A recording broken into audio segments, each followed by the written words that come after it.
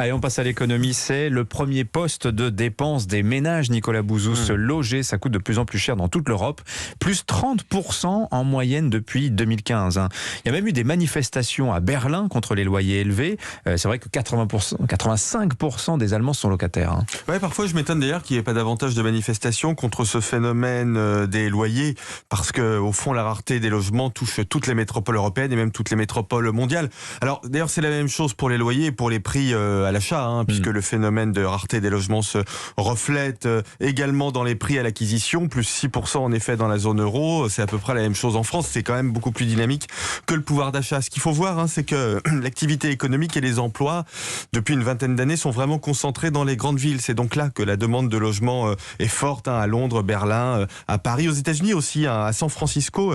L'écart entre l'offre et la demande est tellement fort que des milliers de personnes dorment dans leur voiture ou dans la rue. À Los Angeles, il y a même un quartier entier avec des tentes. Ouais, dans la Silicon Valley, il y a des ingénieurs qui gagnent plusieurs centaines de milliers de dollars par an, qui dorment dans des camping-cars. Absolument. Bon, quelles sont les raisons, Nicolas, de cette inflation des loyers? Écoutez, la raison, elle est toute bête. C'est tout simplement le manque de logements. Il n'y a pas assez de logements dans les grandes villes par rapport aux besoins. Il y a des déséquilibres géographiques très importants. Et puis, il y a un autre point qui est l'effet pervers de la politique monétaire. Vous savez que pour financer le quoi qu'il en coûte, mais tous les pays ont fait la même chose, on a fait marcher la planche à billets. On a eu raison, c'était le moins mauvais des systèmes. Simplement, cette politique monétaire, elle crée de l'inflation sur les marchés immobiliers et elle fait augmenter les prix des logements.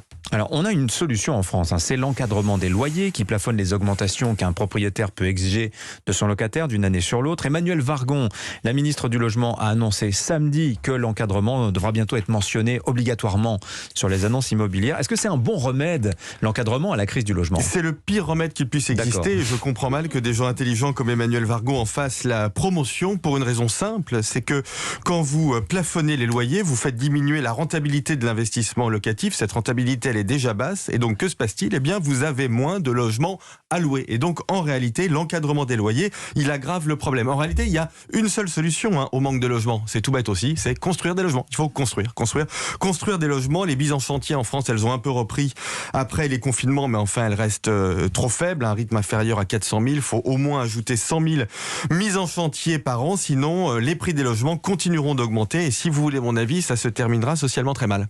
Merci Nicolas Bouzou. Tiens, à 10 ans, à Berlin, il y avait des loyers bruts dans certains coins de la ville, 2 à 3 euros du mètre carré. Vous vous rendez compte?